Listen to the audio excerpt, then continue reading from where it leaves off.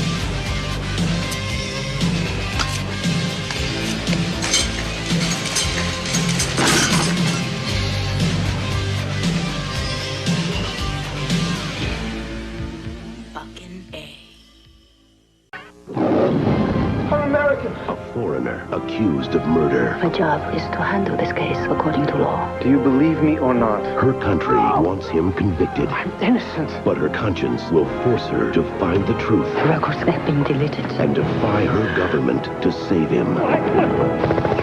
Richard Gere. Why are you doing this? I do not wish to be silent anymore. Red Corner. Rated R. Starts Friday at theaters everywhere. Hi, this is Matt once again. Welcome back to another review. There's another paid request for Broad Stipe. Thank you so much for that. If anyone's interested in requesting pretty much any type of video, could be random, could be a review, could be something else, feel free. You send it either directly to my PayPal or join my Patreon. Both links are down below in the info box. Now this is for a film called Red Corner, starring Richard Gere and Bai Ling, as directed by John Avnet. Now, while I don't mind the film, I didn't hate the film. One of the reasons I liked it is this film would never get made today because it deals with China, communist China, and this is the story. Richard Gere is a businessman. He wakes up, this girl he was with is murdered. He gets accused of it. It deals with the the abuse of human rights when you're in their jail system, which for what I understand is true to a point. I don't know, it just nowadays on the news, I'll get to a previous point in a bit, you have so much in the news about China, and it's not that I have an issue with China, but no one is perfect. America is far, far, far from perfect. Think of it as an alcoholic. You have to admit you're an alcoholic in order to beat an alcoholic tendency in your brain. You have to admit it first instead of denying it. America is not perfect, but you know what? On the flip side, no country is perfect, including China. China is one of those countries that feels like it thinks it's perfect and it's not.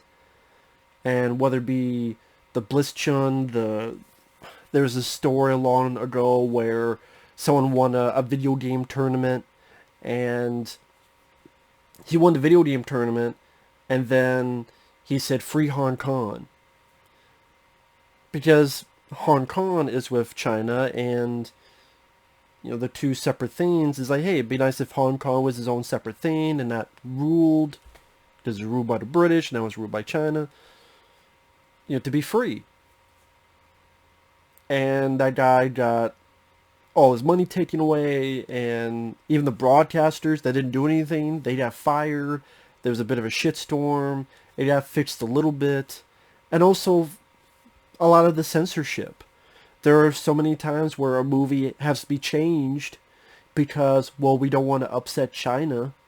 Top Gun 2, Maverick, he has his coat, you know, in the first film, and there's certain buttons. One or two of them had to be changed because China didn't like that. They didn't like those countries. Well, at that time when movies were in theaters, China was a big moneymaker. That's one of the reasons why a lot of people did, because you have like 1 billion people in China. That's a lot of to be spent on watching a movie. And there would be times where movies would be get more of a profit in China than they would in the US. And there's certain video games. There was one video game, I forget what it was, it's more independent game, where they had like one joke, like a Winnie the Pooh, because they kind of made fun of the China. For those who don't know, one of the Chinese leaders, because of his censorship of this stuff, they think he looks a bit like Winnie the Pooh, and you'll see online there'll be drawings of it. There was one of those jokes in this independent video game, and the whole thing got canceled. And they even said, hey, we'll take the joke out. Nope. Even take it out. We don't like it. And that kind of hardcore censorship, and you're like, well, wait a minute. This is an American game. It's canceled everywhere, even in America? Fine, China, don't have it. At least in America, let us play the game. No. That's the thing. It's all this stuff that are problems and issues, and you need to actually talk about it, and it's there in front of you. You can go all you want, but it's still there. Talk about it. And it's not because talk about doesn't mean you hate China. Like, I don't hate anybody in China. You talk plenty of shit in America and you be right. But again, nobody's perfect. And in a way, that's what makes us equal. You know, people want to talk about equality. We're all equally shitty.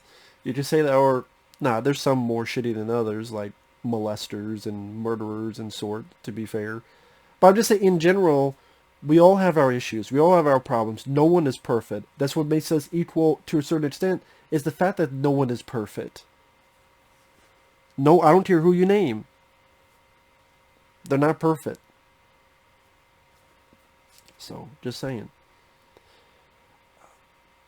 Getting back to this, it's interesting to see this type of film because they would never make this film today. Because they'd be too worried about upsetting China in any way, shape, or form. In fact, the actress Bai Ling, apparently because she did this film, China's like, you're no longer a citizen. So then she became a U.S. citizen. And Bai Ling plays the lawyer. In other films, she's not too good, but she's actually pretty decent here. Like, this is actually her best performance I've seen.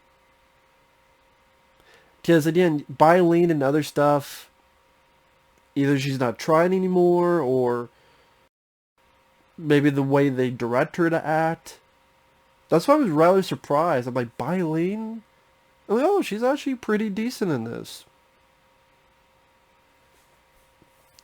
Now, do I love the film? No. I think one of the big issues is the director, John Avnet. I recognize his name. Oh, fuck. He did 88 Minutes in Righteous Kill. This guy, I think he's a bad director. And I do wish this was directed by someone else. Because it doesn't really have... It's over 2 hours. I don't think it really had the tension and energy of this courtroom trial. Will he get the guilty, not guilty? When you're dealing with a film that's about the justice system, you need a certain tension to it. And Justice for All is a prime example with Al Pacino. There's an energy to it in the courtroom proceedings. And, you know, that's not a short film either, but that film felt like it moved at a better pace than this. And yeah, it's dealing with what's happened in China, and okay, you can't have non-Chinese lawyers, it's not allowed to practice here.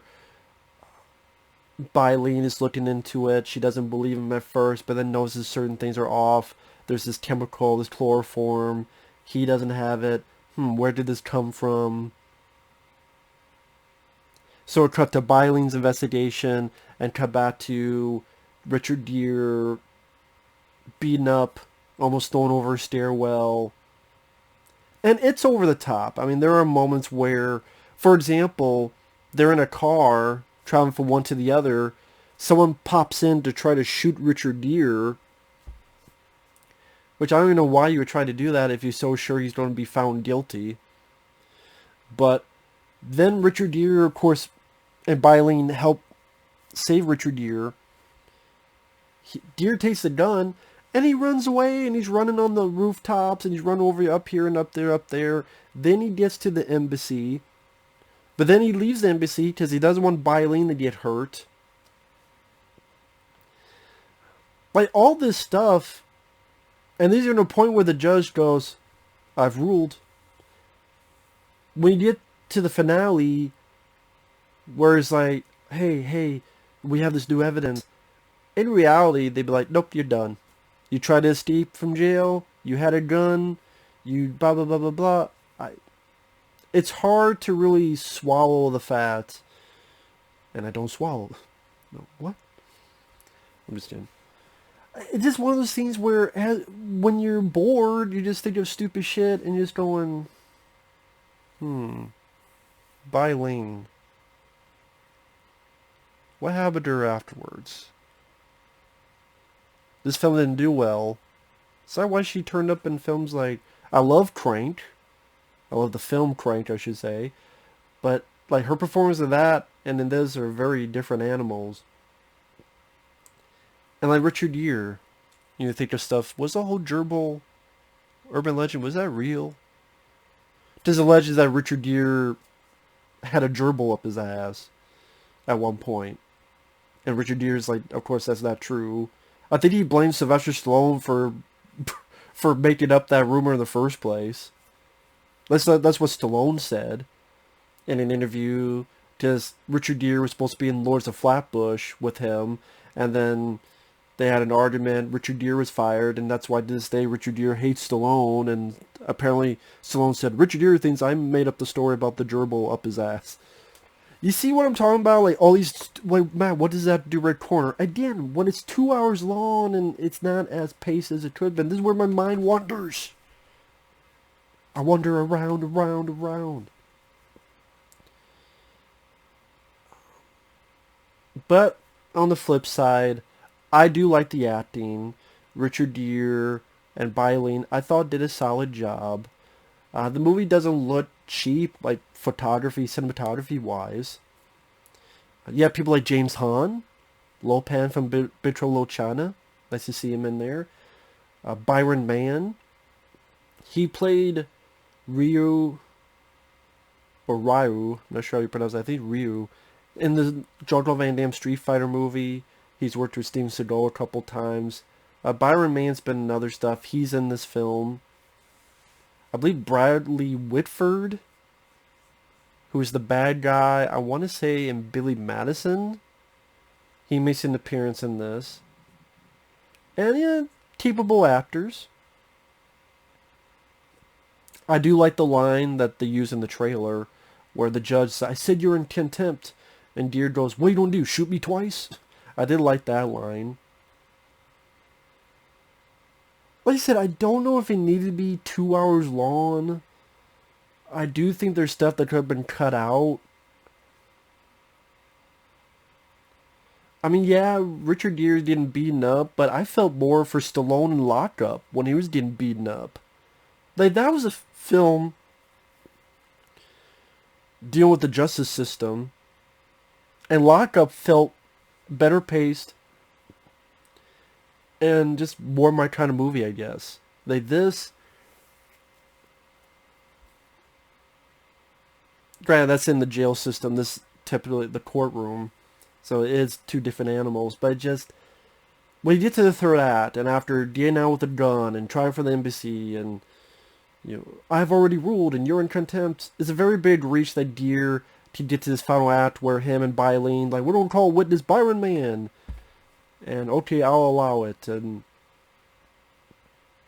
Because they find some phone records that were deleted, and they find this locket that was missing, and it leads to, you know, who really killed this lady in the first place. I guess from what I understand, at the time Richard Gere had some thoughts about China, that he didn't like some of the stuff that was going on over there, which I guess I can't really blame him for thinking that. It's just Red Corner. I didn't really feel too much intensity in the scenes he getting beaten up. There's other films like, what was that called? Not Midnight Run, not Midnight Cowboy, Midnight Express. Like Midnight Express, you felt more about a person being in another country and just how their justice system was fucking them over. Like, I felt more in that film, a bit more intensity. Or the time Stallone would get beaten up a lockup. In Hell with Jean-Claude Van Damme. That's a prison film. I keep saying prison, he's not in prison in this, but there's something missing about it. I think what it is how the director...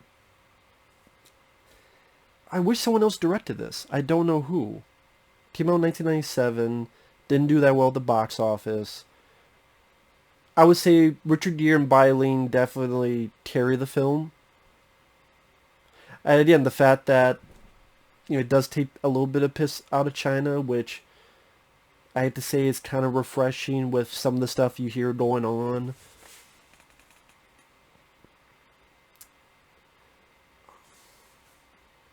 Because I don't like that. I don't like when a country is going to censor something like a video game or so forth, or a movie, because they get offended. I'm like, come on. Learn to take a joke.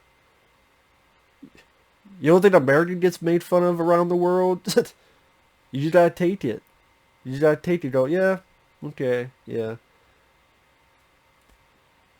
Take a chill pill. But I mean, that's just me. So Red Corner, it was an okay film to watch one time. I don't see myself ever watching it again. Like I said, Richard Gere and Bialine, the friendship that builds up between the two, I would say that's the best part of the movie. Didn't really feel the thrills or intensity that I feel like I was supposed to feel. Because John Avnet, he didn't do that in 88 Minutes of Righteous Kill either. To me, he's a terrible director. That's just me, though. So with that said, thanks for watching this bumbling review. And we'll see you guys later. Bye-bye.